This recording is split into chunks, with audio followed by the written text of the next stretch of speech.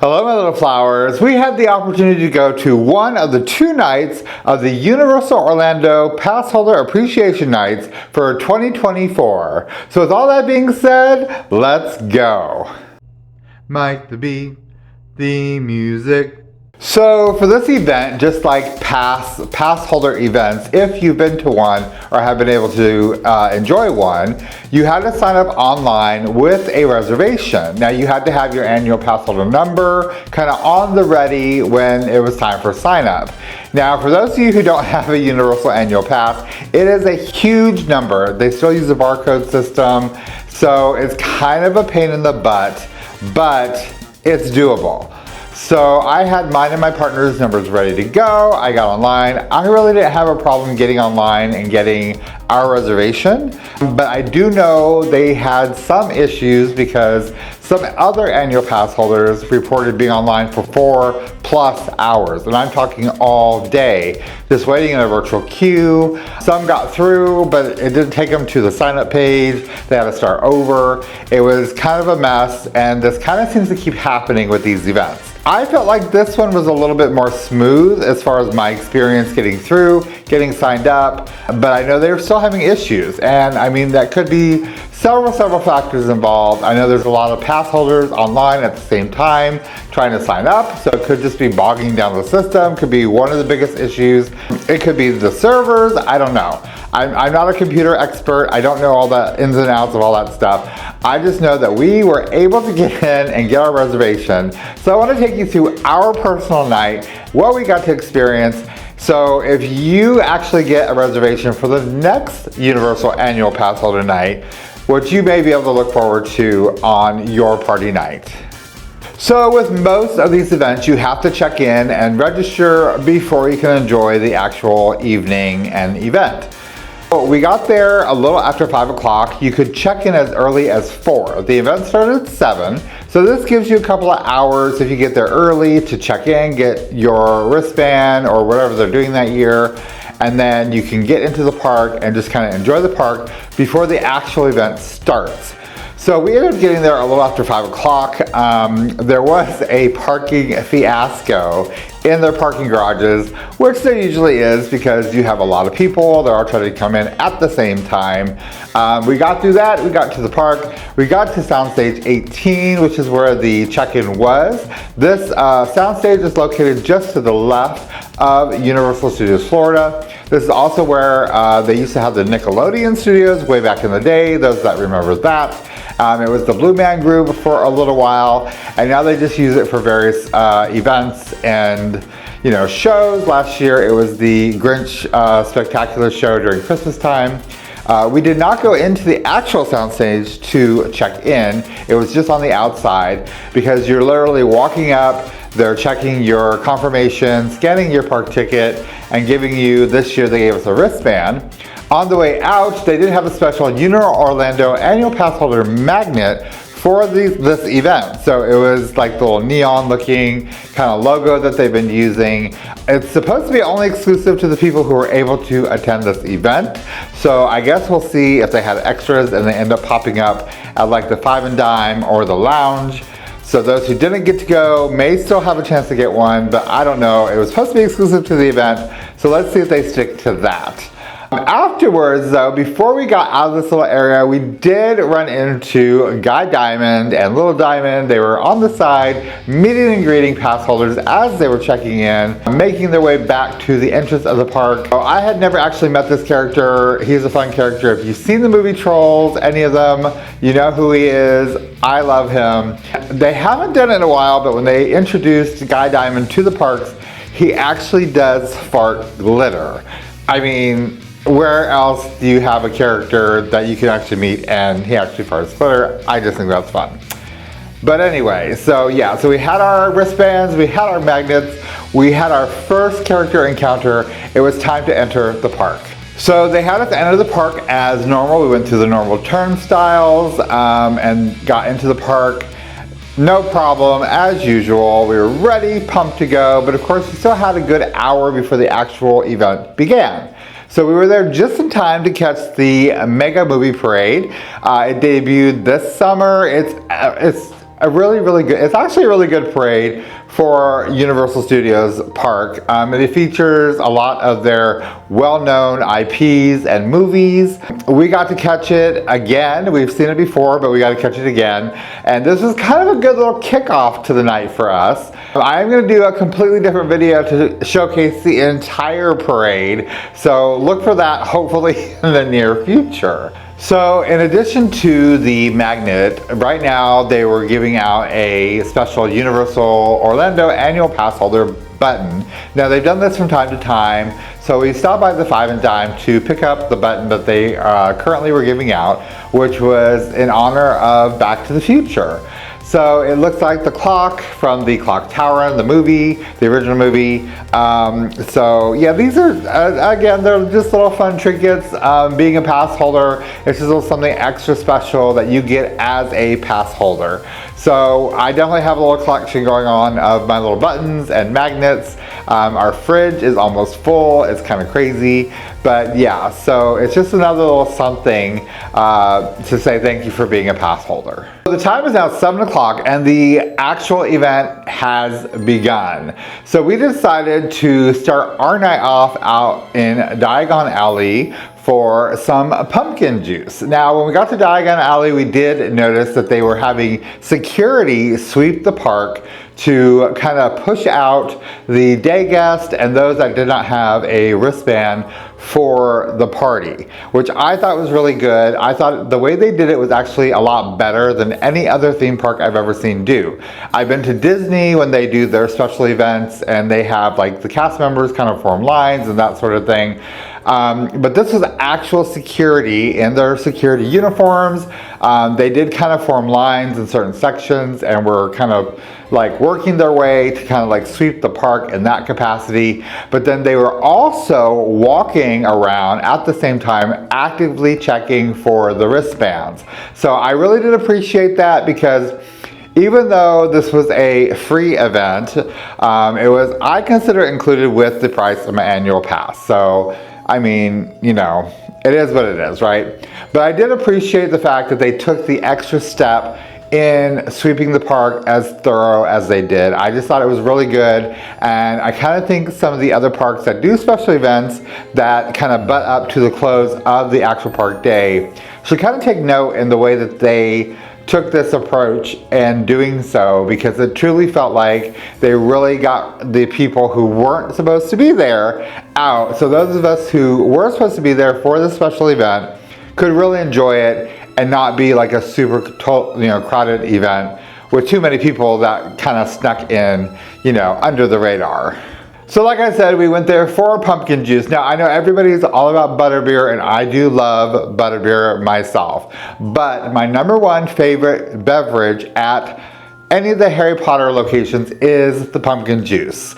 It's just because I love the pumpkin spice, the fall season, all that stuff. So I can get pumpkin juice year round. So when I'm just not feeling, like in the spirit or whatever, I can go get me a pumpkin juice. It brings me to the love of the fall season any time of the year. It's a cool, refreshing beverage to me anyway. I love it, I love it, I love it. So we went to the Hopping Pot, which is over in Diagon Alley. They do have butterbeer there if you want butterbeer. They have the pumpkin juice. They have a bunch of other kind of beverages that you can, if you care to indulge in those.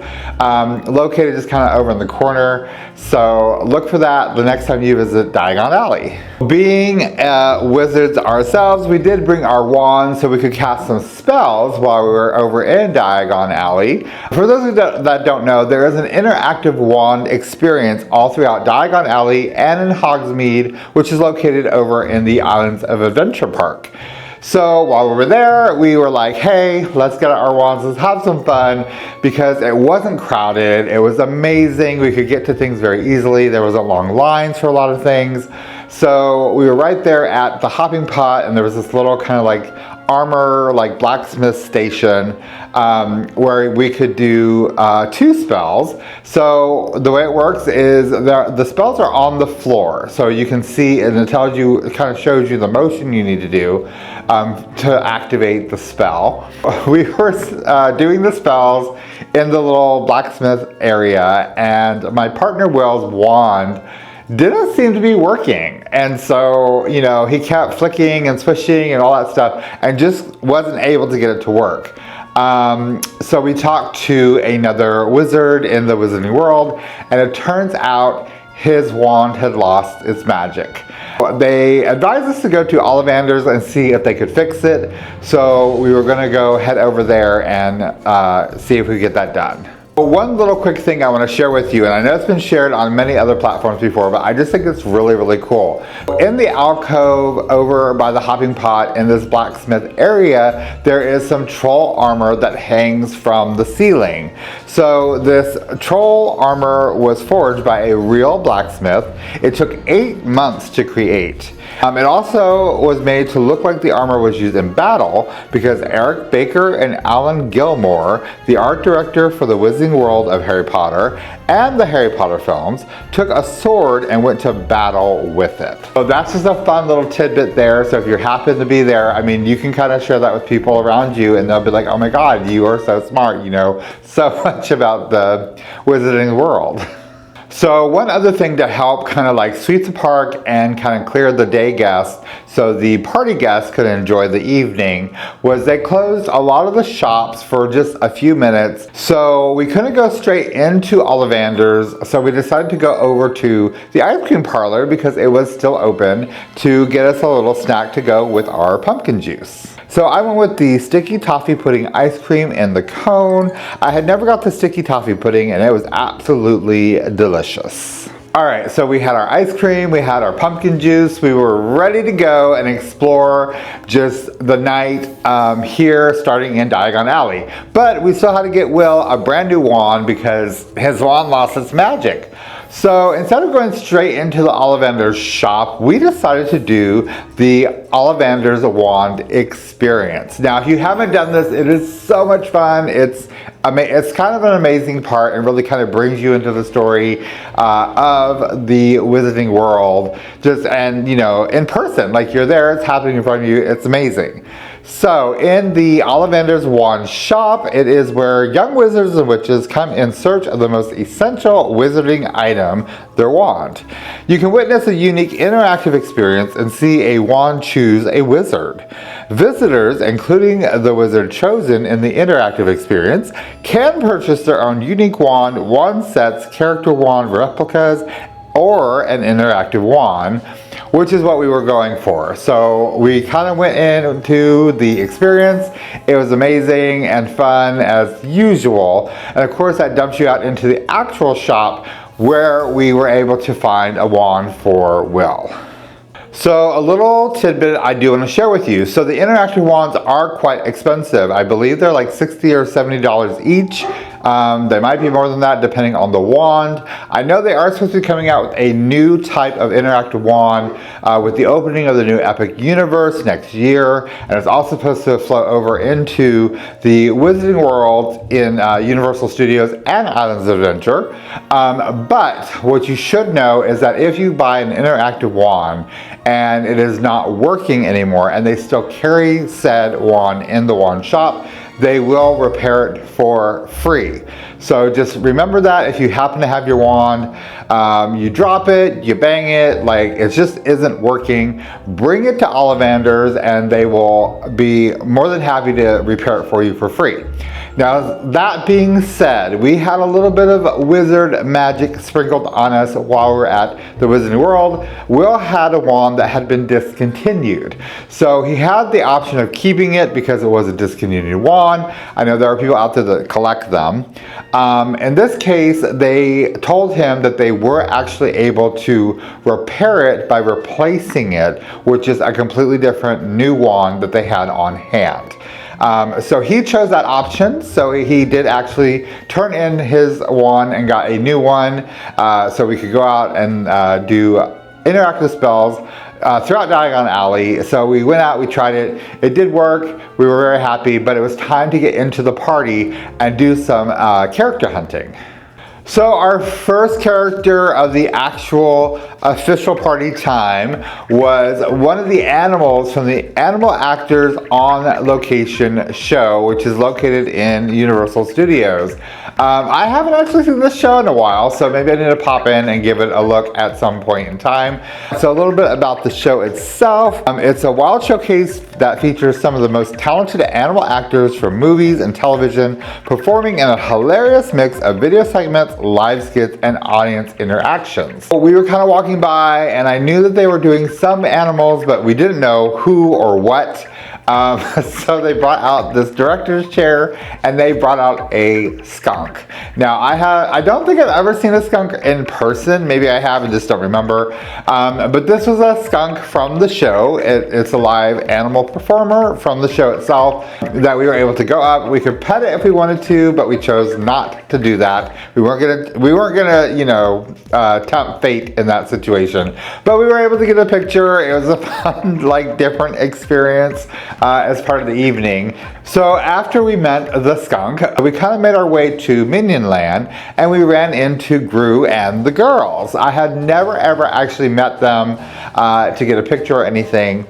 So this was a special treat because there was like almost no line. They were in front of Gru's house. The whole experience was just, I mean, it was really, really cool. So we decided to get our picture with Gru and the girls. So after catching up with Gru and the girls, we made our way over to the main stage area where Coke had kind of a dance party setup going on. They also had where you could try the new Sprite. So the Sprite is called Sprite Chill. It's the coldest lemon lime flavored soda in the game, featuring a cherry lime taste and a unique cooling effect. So we did give this a try. I thought it was okay. I mean, I'm not a huge Sprite drinker, but for the new kind of Sprite cherry lime flavor, I mean, it wasn't that bad. I didn't really get a cooling effect. So it wasn't a super hot evening or anything, but it was good. If you like Sprite, you'll probably like this. I just didn't, it wasn't like over the top or something I'm gonna run to the store and buy like tomorrow. But I mean, it was good and it was a nice little like refreshing kind of pick me up for the evening. Now, of course, you can't talk about Universal Orlando Resort without talking about the rides. Now, ride wait times for this evening were super, super low. A lot of them turned into walk-ons. I think that's because most people were doing what we were doing and chasing characters all night long. Being annual pass holders, obviously we had the opportunity to experience these rides at any given time. We have the Premier Pass, which allows us express after 4 on most of the attractions.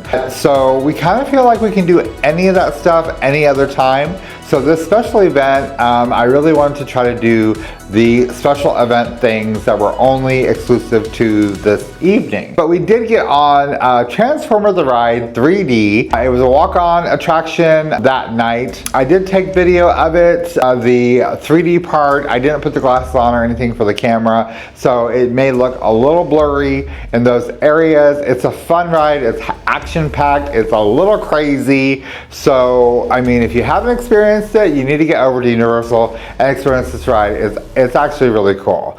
So in our quest to chase these characters down, we did finally get to meet Woody and Winnie Woodpecker. They were meeting out in front of the Monster Makeup Show dressed as Dracula and the Bride of Frankenstein. So that was really fun. I haven't really seen Woody or Winnie out in a long, long time. I know they're kind of those forgotten characters of days gone by. So it was kind of fun and refreshing to see both of them out, meeting and greeting guests ready for the Halloween season.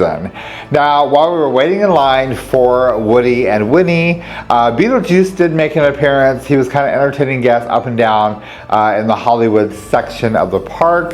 Say it one more time, it's a good time. We also did catch from the side the new CineSational nighttime firework fountain and drone show. We did get to see this. I did put the full show on here a little while back. It's a really good show. Universal did an amazing job with this. It was really fun to see it from a different angle. You could see the drones a little bit more clear and all that good stuff. So it was kind of fun. There was a lot going on, just kind of waiting for these two characters, which really made it for like a really kind of like neat experience. So moving along in the evening, we had to make our way over to Men in Black Alien Attack because Frank the Pug Okay, Agent Frank the Pug was making a special appearance for the evening, so we had to get over there, say hello, and grab a few pictures. Now, we did see that he was meeting earlier in the evening, and the line was ridiculously long. I think some people said they waited up to an hour plus to meet Frank, so we kind of moved on and did other things in the evening. I'm so glad we went back because the line was way shorter. I think we waited maybe 30 minutes. It was like 25-30 minutes at the most to have this special meet and greet, and it was fantastic. It was so much fun, like super rare character. Frank in the flesh, like there, it was so awesome. I'm so glad we got to do this. Thank you, Universal, for this special meet and greet opportunity. So Frank was our last character. It was getting close to the end of our night. We were so worn out. We had run all over the entire park a few times, totally got my steps in for the evening, and we were super hungry. So we made our way back over to Diagon Alley to see if we could catch the Leaky Cauldron before they closed the doors for the evening. We got just in the nick of time. We were one of the last two parties that they served, and we love the Leaky Cauldron. Like, it's become one of our staples for Halloween Horror Nights. So to be able to go back there, it kind of feels like it's our spot right now. But we did get, some staples, and I tried something different off the menu this time too. So what I got was the beef, lamb, and Guinness stew. It's served in a warm, crusty bread bowl, and it comes with a side salad with your choice of dressing. It was actually quite delicious. The flavor was really good. It wasn't as bold as I thought it was going to be, which I guess I should be used to that because most theme parks kind of mute some of their flavors because of the different international guests that we do get. The bread part could have been a little bit better. It looked like it was going to be a multigrain, which would have been absolutely delicious, but it tasted more like just a white bread. The whole thing itself was still really good, so I'll definitely keep this on the back burner as a repeat at one of our future visits. So my partner decided to get a order of the bangers and mash. This is roasted English sausage, creamy mashed potatoes, roasted tomatoes, sauteed onions and cabbage, minted peas and onion gravy. Now, I usually get the bangers and mash, so I know how delicious this dish actually is. It's filling. It's just kind of like that old English, just flavors all put together. It's kind of my go-to, and like I said, I tried the other dish for this time around. So yeah, bangers and mash, you can't go wrong. My partner also got an order of these Scotch eggs. They are hard-boiled eggs wrapped in pork sausage, dusted with breadcrumbs and fried. They're served warmed with the apple beet salad and mustard sauce. He loves the Scotch eggs. I know he's gotten them before. If you love a good Scotch egg, pop into the Leaky Cauldron and you can get some, I know, at this location. And of course, we had to get another serving of the pumpkin juice. I'm telling you, if you like pumpkin spice, pumpkin pie, any of that pumpkin stuff during the fall season, try the pumpkin juice while you're at the Wizarding World. It's really good, a really good beverage. It's something I definitely look forward to each time I visit. Well, that's going to do it for our evening that we had at the Universal Orlando Annual Passholder Appreciation Night. We really had a good time. We ran ourselves ragged. We were so tired by the end of the night, but it was definitely a good tired. We got to see and do some of the extra special things they sprinkle in during this special event. We got to do some of our regular favorite things to do when we do visit on a regular basis. So we can't wait for the next one. We hope we have just as much of a good time as we did this time around. As always, thank you for following along on these little adventures of mine. And as always, I am Mike the Bee. You never know I'm going to be. I'm just going to be UB2. I'll see you guys later. Bye!